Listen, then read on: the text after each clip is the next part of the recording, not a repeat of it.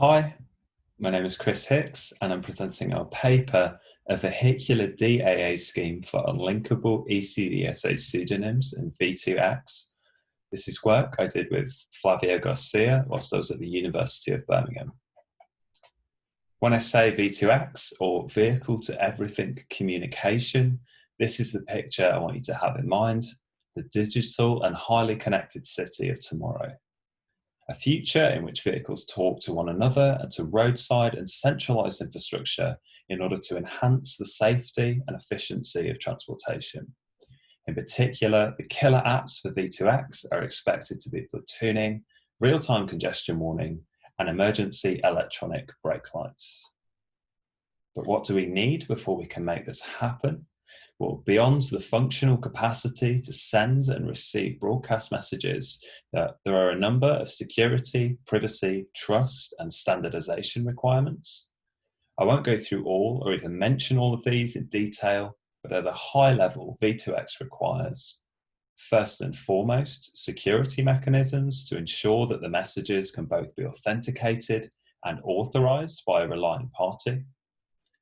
For privacy, we want to prevent V2X from allowing a detailed, lifelong history of driver behavior to be learned for free.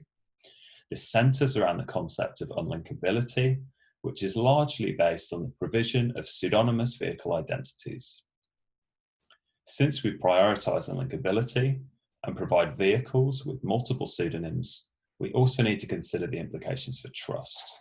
In particular, we need efficient mechanisms both to prevent civil attacks, where multiple pseudonyms are used by a single vehicle to imitate several vehicles, and to remove misbehaving vehicles, such as those involved in a civil attack. Lastly, standards and interoperability are very important in V2X. Specifically, concerning 300 million vehicles in Europe, there is a directive mandating interoperable V2X between member states. And importantly, both in Europe and the United States, there is a convergence across all standards upon the ECDSA signature scheme. In this work, we focus on V2X privacy and in particular unlinkability, which has two aspects. The first, inter-vehicle unlinkability, which in practice is achieved by having multiple pseudonyms per vehicle and some sort of strategy for switching between them. Considering the scenario on the right, this is about ensuring that a vehicle using a pseudonym at one time is indistinguishable from any other vehicle when using a different pseudonym. For example, the European standards advocate for ad hoc, time-limited pseudonyms that change every 5 or 10 minutes. A related but distinct aspect of V2X privacy is authority unlinkability, which is about the extent to which any single certificate authority can correlate vehicle behavior. So in the simplified European architecture model shown on the right, it's this red arrow, which is our area of concern. In more detail, there are 2 or more role-separated authorities. There's an enrolment authority, or EA, that knows the canonical vehicle details and issues each vehicle with a lifelong enrolment certificate.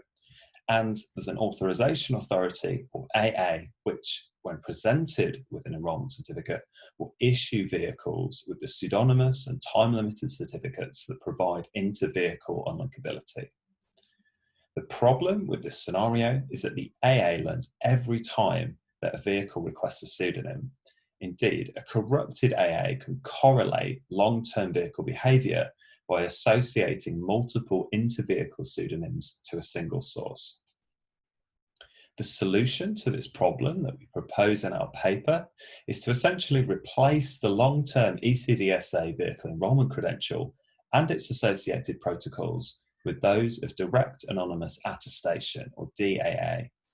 Briefly, DAA is a protocol that is based on a hardware root of trust, such as a Trusted Platform Module, or TPM, and DAA allows a device to authenticate as genuine or trustworthy and to attest or sign messages in a way that's provably unlinkable.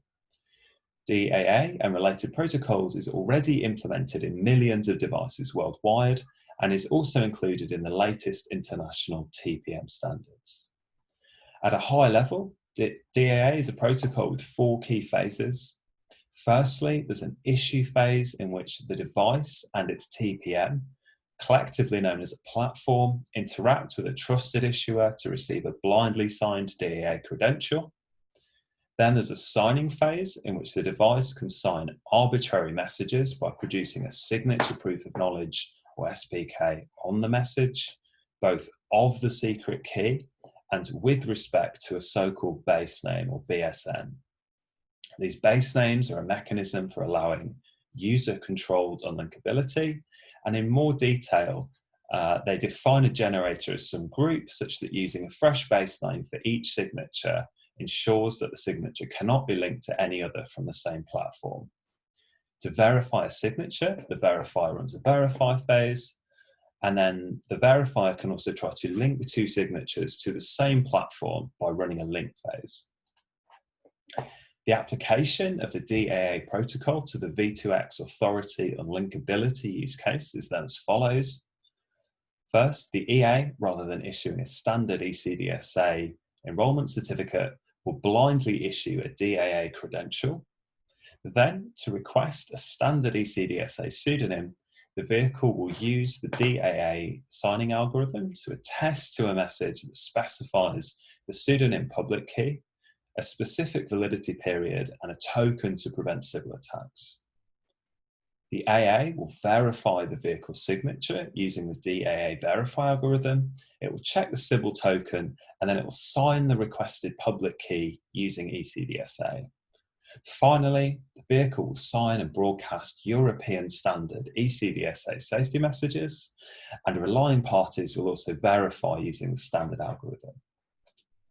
Beyond applying the DAA protocol, we further uniquely address the requirements of V2X as follows.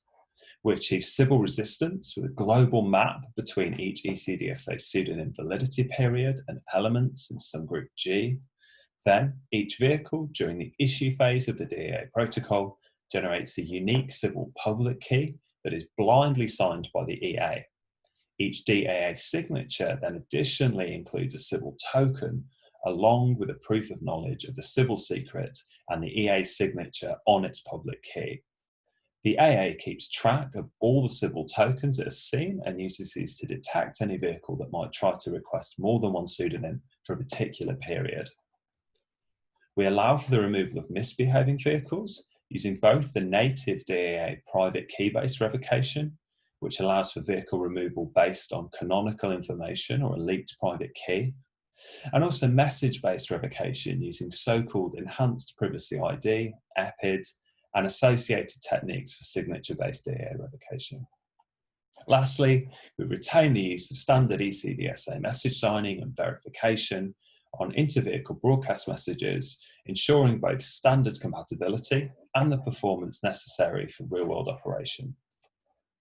The benefits of our approach are that vehicles and their owners are protected from corrupt certificate authorities, even if they collude.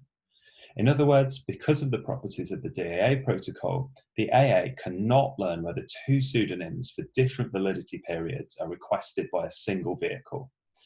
We also retain the all-important centralized revocation that many other schemes which apply DAA to V2X do not. And owing to the latest techniques in DAA, we can furthermore ensure both of the above, even if the TPM is compromised.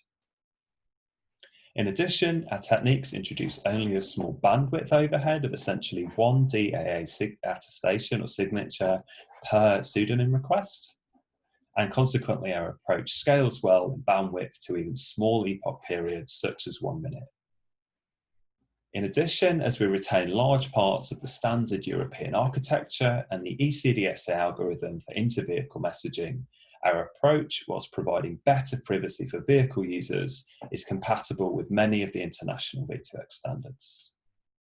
Thank you for listening, and I hope to speak to you during the Q&A panel.